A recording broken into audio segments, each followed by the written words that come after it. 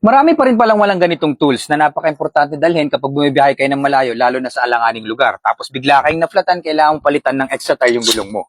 Ang problema kapag may ganito kaiksi ang tools mo, mahihirapan ka magtanggal bawat tornilyo kasi yung stroke na gagawin mo mahina. Unlike kapag ganito ang tools mo, extendable, yung stroke na gagawin mo mas malakas. So konting tulak mo lang, yung bawat tornilyo nila madali mong matatanggal. Napakatibay pa nito kasi stainless na ang ginamit sa kanya, napakakapal pa ng bakal. Anti-slip pa yung hawakan nito, may mga dotted pa siya, kaya napakaganda talaga niyang hawakan. Upon checkout mo, ito na yung kasama, at dalawang socket wrench na may 4 na sizes, kasi baliktaran yan. Itong isa, yung 17 at 19, itong isa naman, yung 21 at 23.